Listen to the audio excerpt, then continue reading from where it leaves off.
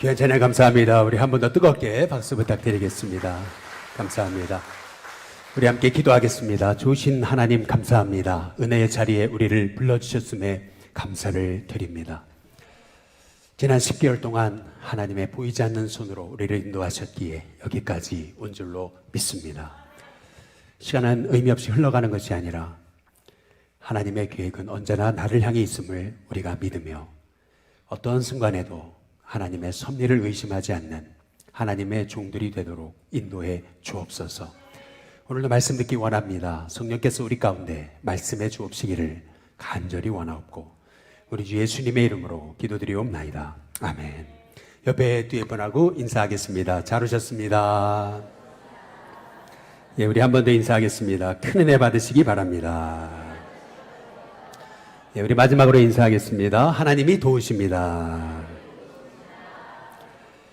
벌써 2023년도 10월 마지막 주일이 되었습니다. 벌써 10개월이 흘러버렸어요. 우리는 이렇게 빠른 세월을 바라보면서 눈 깜짝할 사이에 지나갔다고 이제 그렇게 얘기를 하죠. 이렇게 우리가 시간을 바라볼 때, 야, 시간은 정말 너무 빠르게 흐르는구나, 흘러버렸다, 이제 이렇게 우리가 말하기도 합니다. 시간이 흘러갔다라고 말하는 그 고백 뒤에는 시간을 내가 어찌할 수 없었다, 내가 붙들 수 없었다, 시간을 내 뜻대로 어떻게 컨트롤할 수 없다라고 하는, 어찌 보면은 한탄이 숨겨져 있는 고백이 야, 평생이 흘러가 버렸네 라고 하는 그런 고백 속에 담겨져 있는 거죠. 근데 참 놀랍게도 성 어거스틴은 시간을 흘러버렸다, 흘러갔다 이렇게 보지 않았습니다. 성 어거스틴은 시간이, 미래가 자기에게 임한다 이렇게 본 것입니다. 그냥 흘러가 버린다고 생각하는 사람하고 미래의 시간이 나에게 임해서 나를 거쳐 과거로 흘러간다 라고 생각하는 사람에게는 삶을 바라보는 그 시각이 완전 다를 거예요. 그냥 세월이 흘러버렸다 이렇게 생각하는 그런 사람하고 시간은 나에게 임하는 거다 라고 생각하는 사람이랑 완전히 시간을 바라보는 관점이 달라지겠죠. 시간에 대한 관점이 달라지니까 인생관도 달라질 거예요. 시간이 임합니다. 그렇게 생각하면 삶은 적극적일 수밖에 없는 거죠. 주도적일 수밖에 없는 겁니다. 내게 임하는 시간을 어떻게 하면 내가 복으로 바꿀 수 있을까? 그래서 이 성 어거스틴의 이 시간론 하에서 실은 서구 사회가 이루어진 겁니다. 그런데 우리는 제3의 시간관이 좀 필요합니다. 과거를 거쳐 현재의 나에게 흘러 미래로 흘러가 버리든 미래에서 임해서 나를 거쳐 과거로 흘러가 버리든 시간이 단순히 흐른다라고만 생각한다면요, 내게 남는 게 없잖아요. 그냥 허무만 남게 되잖아요. 그래서 우리 그리스도인들은 제3의 시간관이 저는 필요하다고 믿습니다. 과거에서 흘러오는 시간도 나를 거치는 거고 미래에 임하는 시간도 결국 나를 통해서 흘러가는 거죠. 이제 그렇게 본다면은 과거의 시간이 흘러 내게 오든 미래의 시간이 내게 임하여 오든 우리가 가져야 될 제3의 시간과는 이 모든 시간이, 하나님이 내게 허락하신 시간이 하나님의 섭니다 라고 보는 관점입니다. 그냥 의미 없이 흘러가 버린 게 아니고 이 모든 과거의 시간도 하나님의 섭리였고 또 앞으로 올 그 시간들도 하나님의 섭니다. 우리가 하나님이 내게 허락하신 시간을 하나님의 섭리로 보기 시작할 때 의미 없이, 계획 없이 흐르는 그것이 인생이 아니고 내 하루하루의 시간이 하나님의 계획 속에 있다라고 생각하기 시작할 때 저와 여러분의 인생에 새로운 오늘은, 새로운 미래는 하나님의 계획 속에서 놀랍게 열려지는 은혜가 있게 될 줄로 믿습니다. 예를 들면 이런 거죠. 요셉에게 있어서 과거는 정말 잊고 싶은, 지긋지긋한, 생각하기도 싫은 그런 과거였을 겁니다. 그냥 단순히 과거가 의미 없이 흘러가는 시간이었다면은 요셉에게 있어서는요, 과거만 생각해도 그냥 잠자다가 벌떡 일어나는, 정말 생각하기도 싫은 그런 과거였을지 모릅니다. 그러나 과거도, 내 상처와 아픔의 시간도 나를 빚어가시는 하나님의 섭리로 여기기 시작할 때, 아픔마저 하나님의 섭리로 받아들이기 시작할 때, 요셉에게 다가올 그 미래는, 다가온 미래는 하나님의 새로운 역사가 일어나기 시작하는 새로운 시작이 되었던 거죠. 우리가 아무리 과거에 상처가 많아도요, 그 상처의 이유를 다 알 수 없어도 내가 왜 이런 일을 겪어야 되는가 다 이해할 수는 없어요. 그러나 여전히 하나님의 섭리를 신뢰합니다. 믿음의 고백으로 오늘 하루를 여러분이 삶을 살아가기 시작할 때 여러분의 미래는 새롭게 열립니다. 과거를 지긋지긋하게 여기고 과거가 잊혀질, 생각하기도 싫은 과거로 생각하고 의미 없이 그렇게 여러분의 인생의 과거를 치부할 때 내 미래도 열리지 않습니다. 저는 우리 일신교회 성도님들이 돌아보면 모든 게 다 하나님의 섭리였습니다. 그렇게 고백할 수 있는 저와 여러분이 되시길 주님의 이름으로 축복합니다. 바울에게는 이런 시간에 관한 섭리의식이 있었던 것 같아요. 바울이 했던 1차, 2차, 3차 선교 여행은 한마디로 말하면은 고난의 연속이었습니다. 그가 갔던 선교지에 고난이 없던 때가 없었어요. 1차 선교 여행지에서는, 특히 루스드라에서는 돌팔매질을 당해서 죽을 뻔했습니다. 또 2차 선교 여행지 빌립보에서는 감옥에 붙들려가지고, 그래서 온 피부에 멍이 들고 피가 터지도록 태용을 맞았습니다.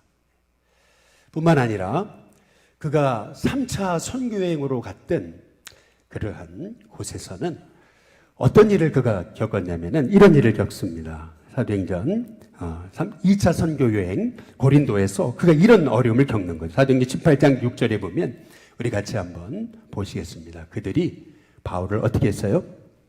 대적했다. 그리고 비방했다. 이제 이렇게 이제 말하고 있습니다. 여기서 말하는 대적, 비방은 아주 조직적인 그러한 복음을 향해서 회방했다라고 그렇게 말하고 있는 겁니다.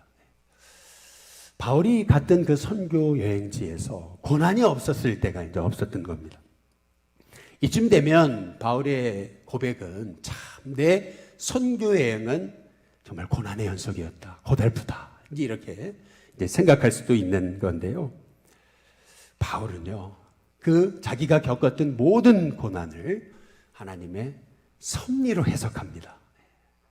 섭리로 해석하니까 그 고난이 내게 닥쳐오지 말아야 될, 없어야 될, 있어서는 안 될 그런 고난이 아니고 그 고난 속에서도 생각지 못한 하나님의 계획을 발견하게 이제 됐던 거죠.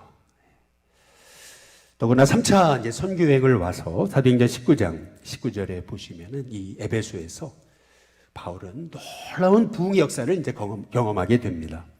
사도행전 19장 19절에 보니까 마술을 행하던 많은 사람이 책을 모아가지고 와가지고 모든 사람 앞에서 불살라 버렸다 그랬습니다. 복음이 역사하니까 우상을 다 내려놓게 됐다는 겁니다. 그래서 그들이 그렇게 사주팔자보고 했던 그 우상의 책을 불살라버린 책값을 계산해 보니까 은이 5만이나 됐다. 이제 이렇게 말하고 있거든요. 은 5만이라고 하면 한 사람이 137년 그렇게 돈 벌어서 한 푼도 쓰지 않고 모아서 그렇게 저축해야지만 얻을 수 있는 돈이 은 5만 정도의 이제 돈이 되는 거죠. 다시 말해서 바울은 3차 선교 여행지 이 에베소에서 엄청난 그 복음의 역사를 바울은 경험하게 됐던 겁니다. 최절정이죠. 세상으로 말하면 지금 대박을 맞은 겁니다. 근데 인기 절정의 순간이거든요. 그런데 그 인기 절정의 순간에 바울이 했던 것이 뭐냐면 사도행전 19장 한번 21절에 보시면은 우리 한번 같이 한번 읽어보겠습니다. 함께 읽습니다. 시작. 이 일이 있은 후에 바울이 마게도냐와 아가야를 거쳐 예루살렘에 가기로 작정하여 이르되 내가 거기에 갔다가 후에 로마도 보아야 하리라 하고. 바울은 그 인생의 최고의 절정기인 이 에베소에서 그냥 에베소 그 한 곳, 한 사람만 바뀐 게 아니고요. 그냥 아시아 전체가 바뀌기 시작한 거예요. 엄청난 부흥의 역사를 이제 바울이 경험하게 됐던 거거든요. 쉽게 말하면 사역의 최정점을 찍은 거예요. 야, 얼마나 그렇게 부흥하고 얼마나 놀라운 역사가 일어났든지 이 정도 되면은 여기에 안주할 것 같아요. 이대로가 좋사오니 할 것 같은데 바울은 뭐라 그러냐면 예루살렘으로 가기로 작정을 해요. 그리고 내가 로마도 보아야 되겠다. 이제 이렇게 말하고 있습니다. 바울이 로마도 보아야 되겠다는 말은 그냥 단순히 로마에 가서 뭐 여행하겠다, 한번 봐보겠다, 이제 이런 얘기가 아니고요. 로마도 봐야 되겠다라고 하는 말의 의미는 1차, 2차, 3차 선교여행에서 겪었던 그 고난을 다시 감수하는 한이 있더라도 바울은 로마 가서 선교하겠다. 그 땅을 복음하겠다라고 지금 말하고 있는 거죠. 바울이 지난 1차, 2차, 3차 선교여행을 거쳐서 그가 당했던 이 고난을 하나님의 섭리로 해석하지 않았더라면 지나간 세월을 그냥 의미 없이 흘러가는, 아무 계획 없이 뜻도 없이 흘러가는 시간이라고 생각했다면 바울이 그런 새로운 인생의 도전을 할 수 없었을 거예요. 사람이요, 돌 맞아 한번 죽는 경험을 해보면은요 다시 그곳에 못 가는 거예요. 뿐만 아니라 피가 터지도록 그렇게 매맞고 그러면은요 몽둥이만 봐도 사람이 몸소리 지치는 거죠. 사람들이 막 조직적으로 자기를 괴롭히면은 사람을 보기도 싫은 거예요. 이게 인생의 마음이잖아요. 그런데 바울은요 오히려 그렇게 고난을 겪었어도요 다시 고난이 있는 자리 예루살렘으로 가기로 작정해서 예루살렘을 거쳐 로마로 가겠다. 그렇게 선포하고 있는 것을 볼 수가 있어요. 하나님이 자기에게 허락하셨던 과거든 현재든 미래든 모든 것을 하나님의 섭리로 보지 않았던들, 여러분 이런 고백은 어려운 거죠. 저는 우리 일신교회 성도님들의 삶이 그냥 무의미하게 흘러가는 인생이 아니라 저와 여러분의 인생은 하나님의 섭리 아래 있음을 깨닫는 저와 여러분이 될 수 있기를 주님의 이름으로 축복합니다. 나는 로마를 보아야 되겠다. 여러분 이 말을 보통 바울의 비전 스테이트먼트라고 그럽니다. 비전 선언문이다. 이제 이렇게 얘기하거든요. 로마도 봐야 된다. 로마를 가야 되겠다.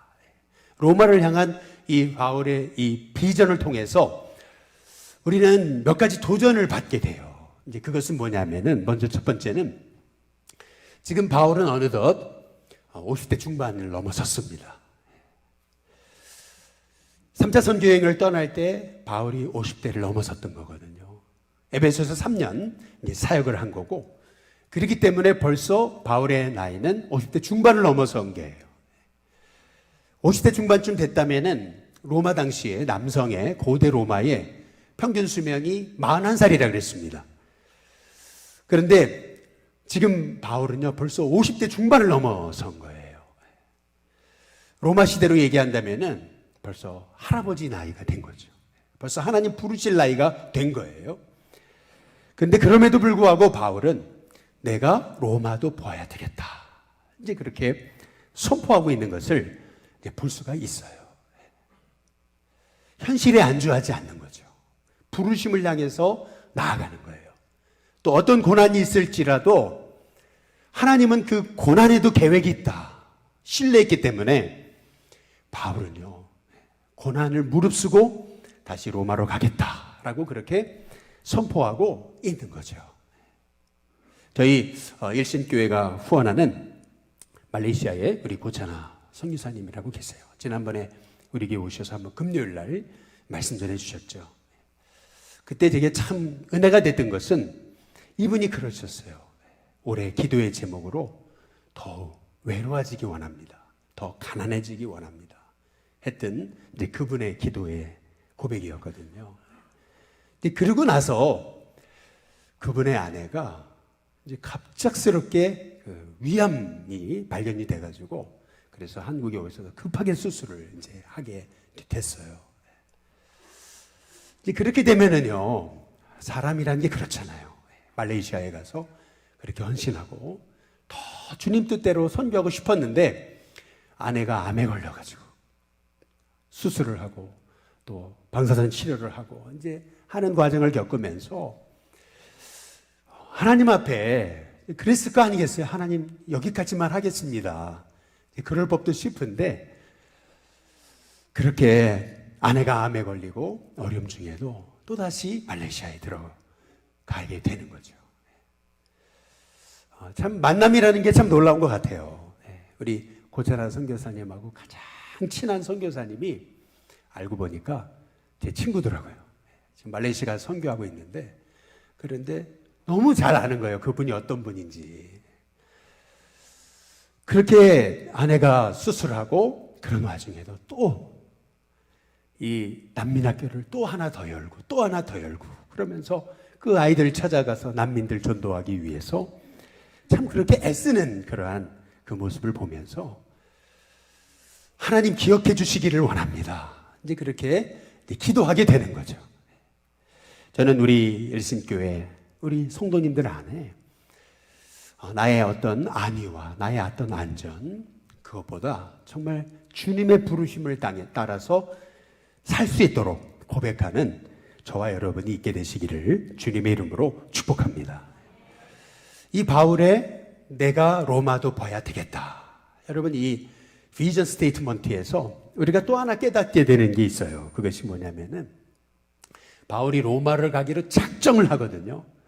그러면 여러분 왜 작정까지 했냐는 거예요. 그냥 가면 되지. 왜 꼭 로마로 가기로 작정을 해야 되냐는 거예요. 여러분 작정한 이유가 있어요. 그게 뭐냐면 이 예루살렘에는요 바울을 죽이기로 내가 혈안돼 있는 바울을 죽이기 전까지는 내가 밥도 안 먹고 내가 절대 자지도 않겠다라고 했던 영혼들이 40명이나 있었어요. 아주 바울을 죽이기로 결사대를 조직한 사람들이 있었단 말이죠. 그러니까 바울이 이 예루살렘으로 간다는 거는 죽음을 각오하는 거였거든요.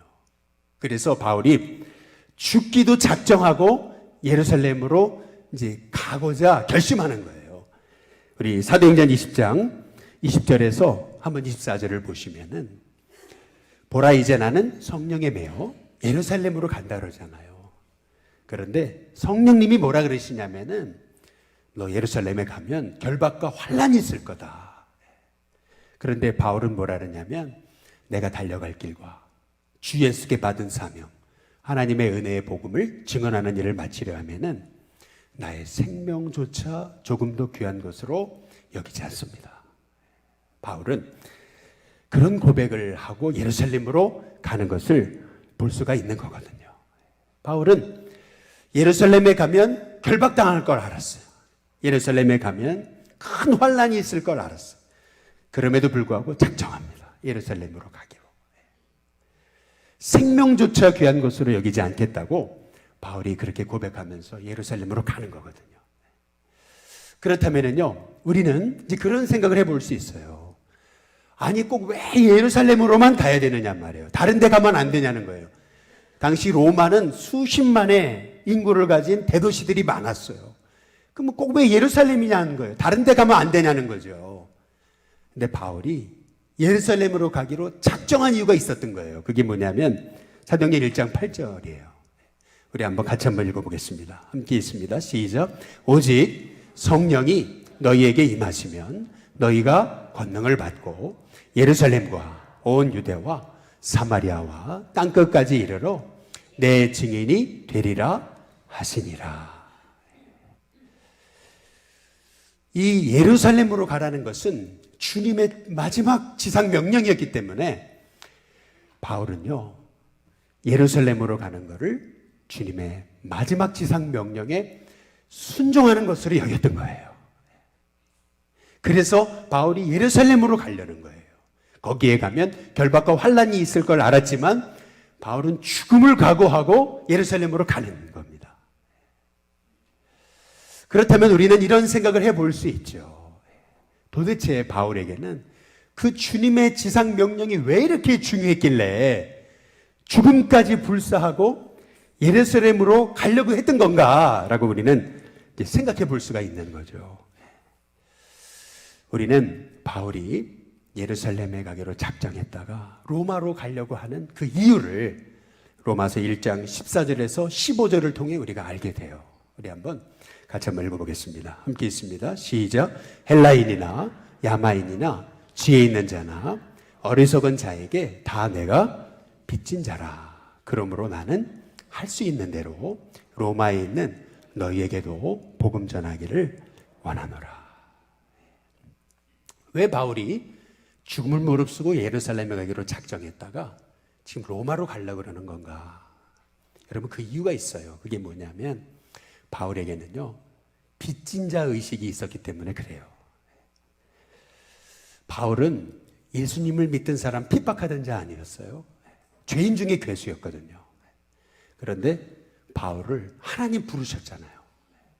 바울은 그 은혜를 생각하면은요, 나는 죽어마땅한 죄인인데 하나님이 나를 이렇게 써주시는 것만 해도 얼마나 감사한 거예요. 바울에게는요, 이 사랑의 빚진 자 의식이 있었던 거죠. 어떤 분이 그래요.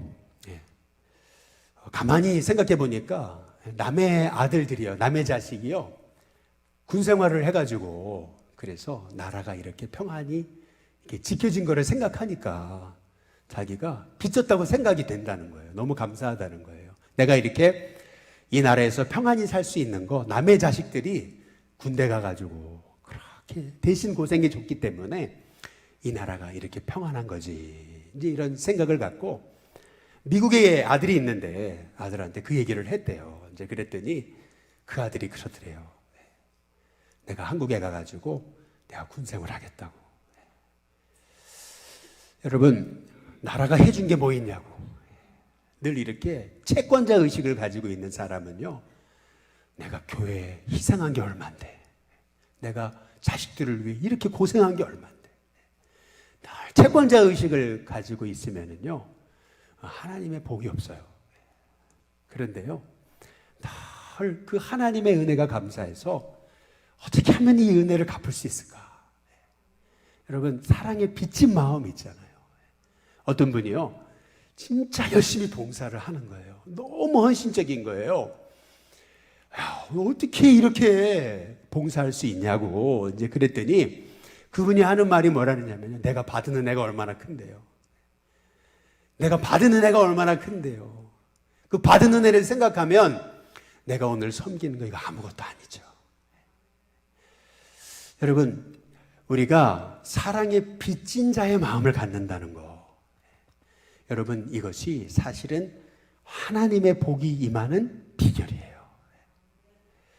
아니, 왜 굳이 예루살렘에 가려고 그러냐고. 죽이려는 사람이 이렇게 많은데, 아니 왜 굳이 로마에 가려고 그러냐고.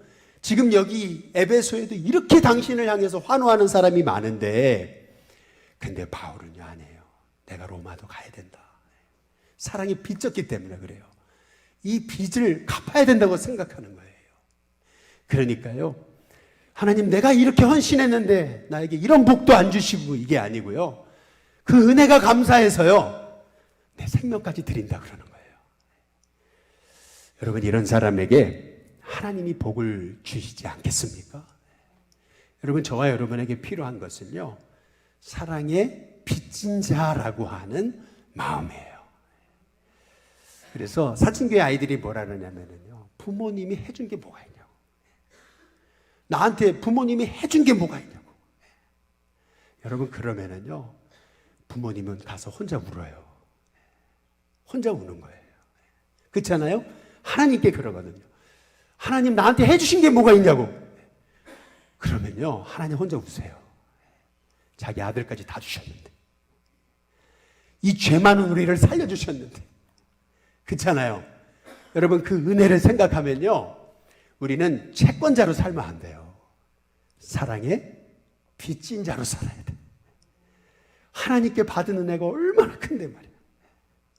내가 이 작은 삶 드리는 게 이거 아무것도 아닙니다. 그런 여러분 믿음의 고백으로 살아갈 때 저와 여러분의 삶의 자리에요, 주님의 흔적이 나타나요. 인생은 그냥 흘러가는 거 아니에요. 여러분, 모든 하나님의 내게 허락하신 인생을 하나님의 섭리로 여기는 사람에게는요, 그 삶은 그냥 흘러 없어지지 않아요. 그 자리가 흔적으로 바뀌어요. 주님의 흔적으로. 주님의 영광이 나타나요. 바라기는 저와 여러분의 인생이 주님의 은혜를 받았음에도 늘 채권자로 살아가는 것이 아니고 사랑의 빚진 자로 살아갈 수 있는 저와 여러분이 될 수 있기를 주님의 이름으로 축복합니다. 마지막으로 이 바울의 비전 스테이트먼트를 통해서 우리가 깨닫게 되는 것은 뭐냐면은, 바울은 자기 뜻대로 자유의 몸으로 로마로 간 거예요? 아니에요. 바울은요, 죄수가 돼가지고 로마로 가요. 뜻밖에도요, 예루살렘에 갔다가 붙잡혀가지고 그래서 가이사랴로 호송되는 거예요. 아니, 예루살렘에 갔다가 로마로 가야 되는데 로마로 가기는커녕 가이사랴에 붙잡혀가지고 2년간 구류되고 감금되면서요, 아무것도 못해요. 더구나 쇠고랑에 챈 그런 죄수가 돼가지고 바울은 로마로 가거든요.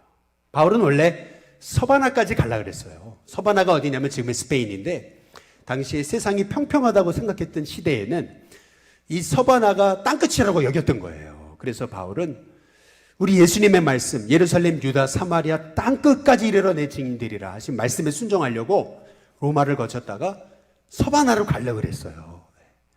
그런데 바울의 뜻과는 다르게 하나님은요, 바울을 로마에서 그냥 순교당하게 하시는 거예요.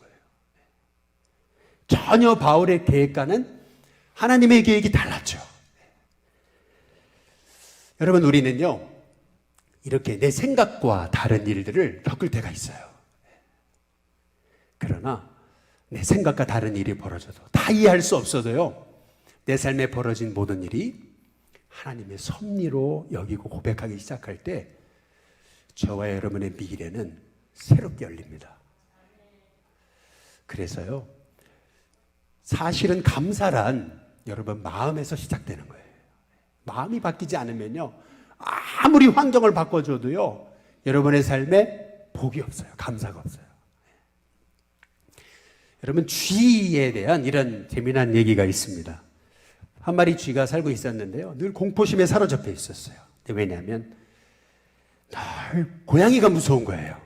그래서 하나님께 기도했어요. 하나님, 제가 고양이가 되게 해주세요. 그래, 두려움이 사라지게 해주세요. 하나님이 불쌍히 여기셔가지고 그 쥐를 고양이로 바꾸셨어요. 그런데 고양이가 딱 돼보니까 또 두려운 게 생겼어요. 그게 뭐냐면 이제는 개가 두려운 거예요. 옆집 개가 막 그냥 짖기 시작하고 물으려고 그래요. 그러니까 너무 두려웠어요. 하나님, 한 번만 더 기도 응답해 주세요. 저를 개로 바꿔주세요. 하나님이 불쌍히 계셔서 그 쥐를 개로 바꾸신 거예요. 그런데요, 이 개가 돼보니까 또 두려움이 생겼어요. 이번에는요, 호랑이가 두려운 거예요. 호랑이가 잡아먹을 것 같아요. 하나님께 찾아가 염치불구하고 호랑이로 바꿔주세요. 하나님 또 기도에 응답하셨어요. 이제 호랑이로 바꿔주셨어요. 이제는 두려움이 없겠지. 그런데 호랑이가 돼보니까요, 더 두려운 존재가 생겼어요. 포수가 두려운 거예요. 늘 포수가 노려보고 있는 것 같아요. 그래서 하나님, 제발 한 번만, 그러면서 저를 사람이 되게 해주세요. 사람이 됐어요. 그랬더니요, 사람이 되면 두려움이 없을 줄 알았더니요, 그때부터는요, 알고 보니까 사람의 현실을 알았어요. 사람은 가진 병에 걸려 죽는다는 걸 알았어요. 그래서 이제는 매일 어떤 병에 걸리지 않을까 두려워가지고 걱정하면서 다시 하나님을 찾아갔어요. 그랬더니요, 하나님이 이렇게 얘기하시더래요. 너는 도로 쥐가 되라. 이제 그러더라는 거죠. 무엇이든 쥐의 마음을 버리지 못하고 있으니까 나도 널 어떻게 할 수가 없구나. 여러분, 우리의 마음이요, 하나님의 은혜에 대한 감사로 채워지지 않으면요, 아무리 환경이 바뀌어도요, 여러분의 인생은요, 감사가 없습니다. 뭐 조금 더 나아지면요? 그렇지 않습니다. 우리 일신교회가 부흥해서 차고 넘치면 그러면 제가 감사가 넘쳐요? 아니에요. 더 부흥하면요, 더 골치 아픈 일이 벌어요. 환경이 바뀐다고 여러분의 인생이 보기 시작되는 게 아니에요. 여러분의 마음이 바뀌어야 돼요. 상처 없고 문제 없고 고통 없는 인생은 없어요. 근데 그 고통을 이제 하나님의 섭리로 바라보는 거예요. 다 이해할 수는 없어요. 그러나 하나님, 여기에도 하나님의 계획이 있죠. 생각지 못한 일을 겪어도 하나님의 계획을 신뢰하기 원합니다. 여러분, 고백하기 시작할 때 여러분의 인생의 미래가 열립니다. 또 주에 대한 이런 얘기가 있어요. 혼기를 앞둔 아주 예쁜 딸을 가진 그런 쥐가 있어요. 예쁜 딸이요, 행복하게 살려면 어떻게 해야 되죠? 아주 능력 있는 남자를 만나야 되잖아요. 평소에 자기는 너무 작고 보잘것없다고 생각한 이 쥐가요, 늘 자기 자신에 대해서 못마땅하게 여겼기 때문에 내 딸은 쥐를 만나게 하면 안 된다. 그래가지고 그러면은 세상에서 가장 크고 가장 강한 신랑이 누굴까 생각을 해보니까 태양인 거예요. 태양이 제일 강할 것 같아요. 햇님에게 찾아갔어요. 내 딸에게 남편이 되어달라고. 당신이 제일 강하지 않냐고. 이제 그랬더니 햇님이 얘기하는 겁니다. 뭐라 했냐면, 실은 제가 제일 강하지 않습니다. 저도요, 구름 앞에서는 맥을 못 춥니다. 딱 구름이 가리면 저는 아무것도 할 수 없습니다. 그래서 쥐가 다시 구름을 찾아갑니다. 그렇군요. 그래서 구름한테 묻는 거죠. 내 딸의 신랑이 되어달라고. 그랬더니요, 구름이 얘기합니다. 실은 나보다 더 강한 존재가 있다고. 그놈이 오면 나는 쪽도 못 쓴다고. 뭐냐 그랬더니 바람이래요. 바람이 불면은 구름도 싹 사라진대요. 아, 일리 있는 말이네. 그래서 쥐가 바람을 찾아갔대. 내 딸의 신랑이 되어 주옵소서. 그랬더니 바람이 그러더래요. 나보다 더 강한 존재가 있다는 걸 모르셨나 보죠? 저기 육중하게 쌓아 올린 저 벽돌이 저보다 더 셉니다. 이상하게 아무리 부딪혀도 끄떡없는 놈을 어떻게 하겠습니까? 벽돌에게 가시죠. 벽돌에게 찾아갔어요. 쥐가 또 다시 내 사랑하는 딸의 남편이 되어 주십시오. 그랬더니 벽돌이 그러더래요. 뜻밖의 얘기를 하는 거죠. 저보다 강한 놈이 있습니다. 쥐입니다. 쥐가 이빨로 구멍을 뚫으면 저는 속수무책으로 당하고 맙니다. 저보다 쥐가 훨씬 강합니다. 여러분, 그때 쥐는 큰 깨달음을 얻었다는 거죠. 그게 뭐냐면, 하나님이 자신을 쥐로 만들어주신 것에 대해서 비로소 감사할 수 있었다는 겁니다. 여러분, 아무리 하나님이 환경을 바꿔주신다고 내 삶이 복이 되는 게 아닙니다. 먼저는 내 마음이 하나님의 계획을 신뢰해야 돼요. 인생은요, 내 뜻대로 되지 않잖아요. 내 뜻대로 되지 않는다고요, 우리가 원망하고 불평하면은요, 거기에서 하나님의 계획이 스탑되는 거예요. 그러나 지나간 세월도 다 하나님의 섭리 속에 있었습니다. 고백하고요, 빚진 자로서 여러분, 어떻게 하면 이 하나님의 은혜를 내가 다 갚을 수 있겠습니까? 감사하면서 여러분 살아가게 될 때요, 여러분에게 이 말 다가올 미래는요, 하나님이 새롭게 여러분의 삶에 하나님의 일을 펼치시는 하나님의 기회가 됩니다. 그래서요, 실은 우리가 10월 마지막 주일을 맞는 오늘, 우리의 인생에 관해서 우리가 새롭게 보는 눈을 열어야 돼요. 시간은 흘러가고 허무한 거다. 여러분, 그렇게 보는 것이 아니고, 이 모든 나의 인생 속에 인생의 어려움과 고난마저도 하나님의 섭리였습니다. 다 이해할 수는 없습니다. 그러나 하나님의 계획을 신뢰합니다. 여러분, 고백하며 나아갈 때 저와 여러분의 인생에 하나님이 새로운 일을 펼치시는 귀한 은혜가 있음을 믿으면서 빚진 자로 사십시오. 사랑의 빚진 자로. 그분의 은혜가 감사해서 오늘 내 삶을 드립니다. 이것도 아무것도 아닙니다. 여러분, 그 고백을 가지고 살아갈 때 여러분의 삶에 들어가는 자리에 하나님의 복의 은혜가 펼쳐지는 은혜의 역사가 있게 될 줄로 믿습니다. 기도하겠습니다.